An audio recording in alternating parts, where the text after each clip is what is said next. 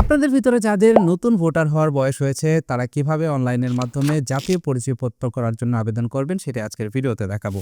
আজকের এই ভিডিওটি দেখলে আপনি A to Z প্রসেস জেনে যাবেন কিভাবে অনলাইনের মাধ্যমে আবেদন করবেন, কি ডকুমেন্ট আপনার প্রয়োজন পড়বে এবং কিভাবে সেই ডকুমেন্টে আপনি কোথায় সাবমিট করবেন, কিভাবে ছবি তুলবেন, কিভাবে আপনার জাতীয় পরিচয়পত্র আপনি ডাউনলোড করে নেবেন, কিভাবে জাতীয় পরিচয়পত্র সংগ্রহ করবেন, A to Z বিস্তারিত আজকের ভিডিওতে থাকছে।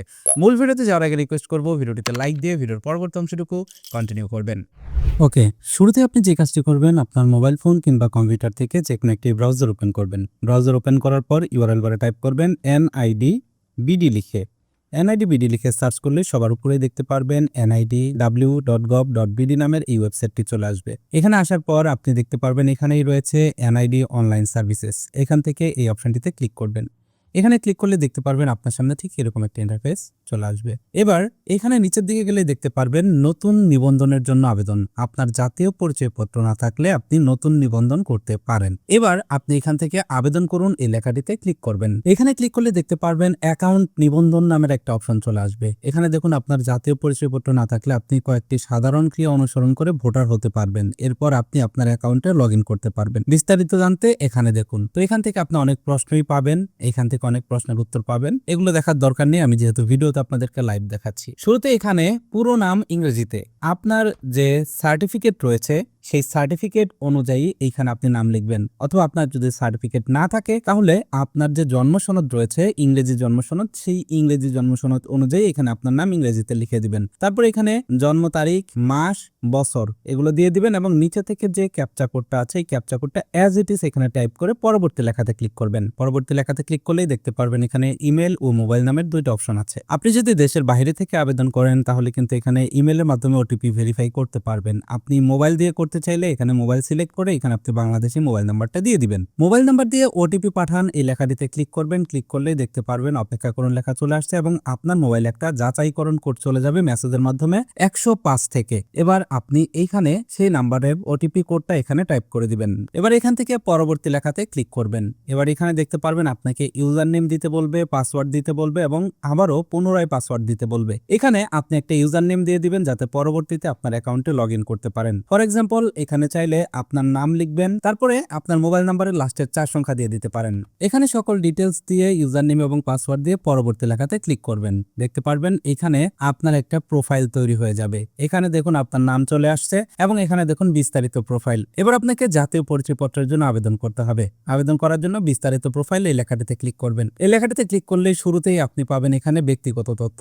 এখানে দেখুন 3 ধরনের তথ্য দিয়ে আপনাকে জাতীয় পরিচয়পত্রের অ্যাপ্লিকেশন করতে হবে। প্রথম হচ্ছে ব্যক্তিগত তথ্য, তারপরে অন্যান্য তথ্য, তারপরে হচ্ছে ঠিকানা। শুরুতে আমরা ব্যক্তিগত তথ্য দিব এবং এখান থেকে এডিট লেখাতে ক্লিক করব।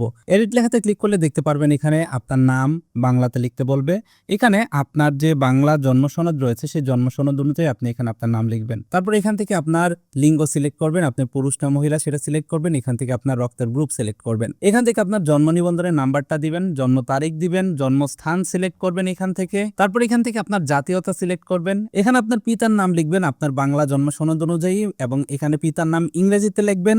আপনার যদি সার্টিফিকেট থাকে সার্টিফিকেট অনুযায়ী, অথবা আপনার যদি সার্টিফিকেট না থাকে তাহলে আপনার জন্মসনদ অনুযায়ী। এখানে আপনার পিতার জাতীয় পরিচয়পত্র দিবেন। যদি পিতা মৃত থাকে তাহলে এখানে কত সালে মারা গেছে সেটা আপনি এখানে দিয়ে দিতে পারেন এবং এখানে পিতার ভোটার নাম্বার যদি আপনার কাছে থাকেন সেটাও টাইপ করে দিবেন। একইভাবে এখানে মাতার তথ্য, যদি মায়ের মৃত থাকে তাহলে এখান থেকে মৃত সিলেক্ট করবেন এবং এখানে কত সালে মারা গেছে সেটা এখানে টাইপ করে দিবেন এবং এখানে দেখুন মাতার নাম বাংলা, মাতার নাম ইংরাজি একইভাবে টাইপ করে দিবেন এবং এখানে দেখুন মাতার এনআইডি। এখানে দেখুন অনেকেরই বাবা মার কিন্তু এনআইডি কার্ড নেই, সেই জন্য এটাতে কিন্তু স্টার মার্ক নেই। আপনার যদি মায়ের এনআইডি কার্ড না থাকে এখানে নাম্বার দিবেন না। সে এমনও হতে পারে অনেক আগে মারা গেছে, সেই ক্ষেত্রে আপনি এখানে কিন্তু নাম্বার দেওয়ার প্রয়োজন নেই।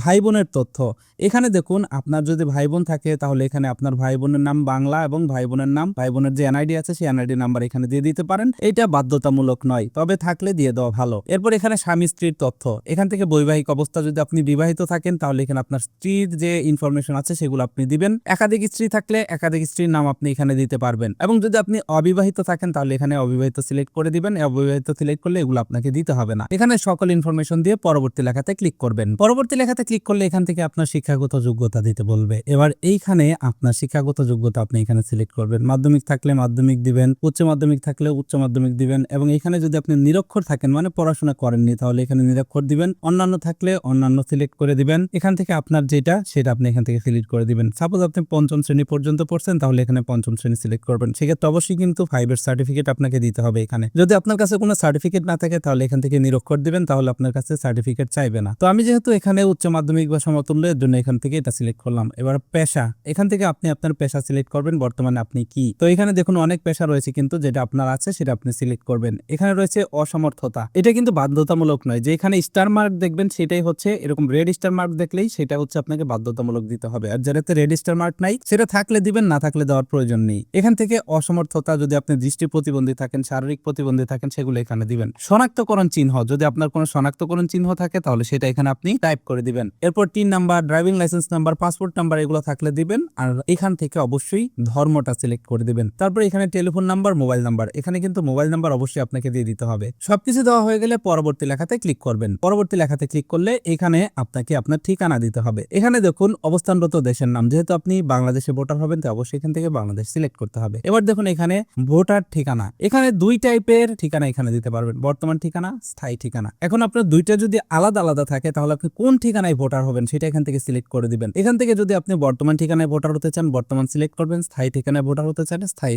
সিলেক্ট করে দিবেন। এরপর এখান থেকে ঠিকানা সিলেক্ট করবেন। শুরুতে এখানে আপনার বিভাগ সিলেক্ট করে দিবেন, তারপর এখান থেকে আপনি আপনার জেলা সিলেক্ট করে দিবেন, তারপর এখান থেকে আপনার উপজেলা সিলেক্ট করে দিবেন, এবং RMO এখান থেকে আপনি পল্লীতে থাকেন, পৌরসভায় থাকেন, শহরে থাকেন, অন্যান্য এলাকা, ক্যান্টনমেন্ট, সিটি কর্পোরেশন, এগুলো আপনি সিলেক্ট করে দিবেন। তো আমার যেহেতু গ্রাম তাই আমি এখান থেকে পল্লী সিলেক্ট করলাম। এরপর এখান থেকে দেখুন পল্লী সিলেক্ট করলে এখানে সিটি কর্পোরেশন আসবে না, ইউনিয়ন আসবে। এবার এখান থেকে আপনি আপনার ইউনিয়ন সিলেক্ট করে দিবেন। এরপর এখান থেকে আপনার মৌজা বা মহল্লা আপনি এখান থেকে সিলেক্ট করে দিবেন। এরপর এখান থেকে আপনি কত নম্বর ওয়ার্ডে থাকেন সেটা এখানে টাইপ করে দিবেন। তারপর এখান থেকে আপনার গ্রাম এবং এখানে বাসার হোল্ডিং নাম্বার যেটা আছে সেটা দিয়ে দিবেন, এবং এখান থেকে আপনার পোস্ট অফিস বাংলাতে আপনি লিখে দিবেন। এই ক্ষেত্রে এখানে অনেকের পোস্ট অফিসই কিন্তু আসতে চায় না, এখানে আপনার যে গ্রাম পর্যায়ের যে পোস্ট অফিস সেই পোস্ট অফিসের নাম এখানে আসে না। এই ক্ষেত্রে আপনি চাইলে কিন্তু সেই পোস্ট অফিসটাকে আপনি এখানে আপনার যে উপজেলার পোস্ট অফিস আছে সেটা সিলেক্ট করে দিবেন। একইভাবে এখান থেকে আপনি আপনার স্থায়ী ঠিকানা সিলেক্ট করে দিবেন, এবং এখান থেকে আপনার ভোটার এরিয়া নির্বাচন করে দিবেন। সবকিছু দেওয়া হয়ে গেলে আপনি এখান থেকে পরবর্তী লেখাতে ক্লিক করবেন। এখানে একটা জিনিস লক্ষ্য করুন, আমি কিন্তু এখানে বাসা হোল্ডিং নাম্বার ইংরেজিতে দিয়ে দিয়েছিলাম, এখানে কিন্তু আপনাকে বাংলায় টাইপ করতে হবে। যেখানে এরকম ব্রেকেটে বাংলা লেখা আছে সেখানে বাংলা দিতে হবে, যেখানে ইংরেজি লেখা আছে সেখানে ইংরেজিতে টাইপ করতে হবে। সকল ইনফরমেশন দিয়ে পরবর্তী লেখাতে ক্লিক করবেন। এবার এখানে দেখুন কাগজপত্রের প্রয়োজন নেই, তার মানে এখানে আপনাকে কোনো প্রকার কাগজপত্র কিন্তু আপলোড করতে হবে না। এবার আপনি যেটা করবেন এখান থেকে পরবর্তী লেখাতে ক্লিক করবেন, এবং এখান থেকে সাবমিট লেখাতে ক্লিক করবেন। সাবমিট লেখাতে ক্লিক করার আগে অবশ্যই আপনি চাইলে পেছনে গিয়ে সকল তথ্য ভালোভাবে দেখে নিতে পারেন। এখান থেকে সাবমিট লেখাতে ক্লিক করলে দেখতে পারবেন আপনার একটি অ্যাপ্লিকেশন পেন্ডিং রয়েছে। এবার আপনি এইখান থেকে সকল তথ্যগুলো আরেকবার দেখে নিতে পারেন, যদিও সাবমিট করার পর আপনি এগুলার সংশোধন করতে পারবেন না। এবার এখান থেকে আপনি ডাউনলোড লেখাতে ক্লিক করবেন। ডাউনলোড লেখাতে ক্লিক করলে দেখতে পারবেন একটা PDF ফাইল ডাউনলোড হয়ে যাবে আপনার কম্পিউটারে। ডাউনলোড হয়ে গেলে এবার আপনি ফর্মটা ওপেন দিবেন। এখানে দেখুন আমি যে ফর্মটা পূরণ করেছি শুধুমাত্র আপনাদেরকে দেখানোর জন্য। তো এখানে যে তথ্যগুলো আছে এই তথ্যগুলো কিন্তু সঠিক না, ফেক তথ্য। তো এখানে দেখুন আপনি এবার যেটা করবেন, এখানে আপনার ফর্মটা পূরণ করা হয়ে গেলে এখানে দেখুন প্রাপক রেজিস্ট্রেশন অফিসার, এখানে আপনার উপজেলা নাম লিখবেন। এখানে আপনার যে উপজেলা আছে সেটা আপনি এখানে লিখে দিবেন কলম দিয়ে। এবার আপনার কাজ হলো এই ডকুমেন্টটাকে আপনি প্রিন্ট করবেন। প্রিন্ট করে এইখানে এই যে দেখতে পাচ্ছেন প্রাপক, এই জায়গাটাতে আপনার উপজেলার নাম লিখবেন, এবং আপনি নিচের দিকে চলে যাবেন। নিচের দিকে এসে এখানে শনাক্তকারীর NID নংয়ের জায়গায় এখানে আপনি আপনার ওয়ার্ডের যে মেম্বার রয়েছে সেই মেম্বারের স্বাক্ষর নেবেন, এবং তার NID কার্ডের নাম্বার নেবেন, প্রয়োজনে তার সিলও এখানে লাগিয়ে নেবেন। এবং এখানে দেখতে পাচ্ছেন নিচে একটা অপশন রয়েছে যাচাইকারীর NID নং। এই জায়গাটিতেও আপনি আপনার ওয়ার্ডের যে মেম্বার রয়েছে অথবা যে চেয়ারম্যান রয়েছে তার NID কার্ডের নাম্বার এবং এখানে স্বাক্ষর আপনি দিয়ে নেবেন যে সে আপনাকে শনাক্ত করছে। এবং এইখানে দেখতে পাচ্ছেন একটা অপশন আছে আবেদনকারীর স্বাক্ষর টিপসহি, এখানে আপনি স্বাক্ষর করবেন অথবা টিপসহি দিবেন। এবার কাগজ প্রিন্ট করে আপনি এই স্বাক্ষরগুলো নিয়ে আপনি যেটা করবেন এগুলোর সাথে আপনি নির্দিষ্ট যে ডকুমেন্টগুলোর কথা আমি ভিডিও ডিসক্রিপশন বক্সে দিয়ে দিব, যেমন আপনার জাতীয় পরিচয়পত্রের জন্য আপনার জন্ম নিবন্ধন কার্ড বাংলা এবং ইংরেজি, যদি সার্টিফিকেট থাকে সার্টিফিকেট, আপনার বাসার যে ট্যাক্সের রসিদ রয়েছে সেই ট্যাক্সের রসিদ, আপনার বিদ্যুৎ বিলের কপি, এরকম যে ডকুমেন্টগুলো আপনার লাগবে সেই ডকুমেন্টগুলোর লিস্ট ভিডিও ডিসক্রিপশন বক্সে দেওয়া থাকবে। সেই ডকুমেন্টগুলোর ফটোকপি সহ এই ফর্মটাকে প্রিন্ট করে নিয়ে আপনি আপনার উপজেলা নির্বাচন অফিসে জমা দিয়ে আসবেন। এবার আপনি যেটা করবেন অনলাইনের মাধ্যমে ফর্মটি সাবমিট করা হয়ে গেলে ফর্মটিকে প্রিন্ট করবেন। ফর্মটি প্রিন্ট করে আপনি ফর্মের ভিতরে আপনার স্থানীয় প্রতিনিধি শনাক্তকারীর স্বাক্ষর নিয়ে সকল ডকুমেন্টগুলো নিয়ে আপনি চলে যাবেন আপনার উপজেলা নির্বাচন অফিসে। আপনার উপজেলা নির্বাচন অফিসে গিয়ে সকল ডকুমেন্ট সহ এই ফর্মটি সহ আপনি সেখানে জমা দিয়ে আসবেন।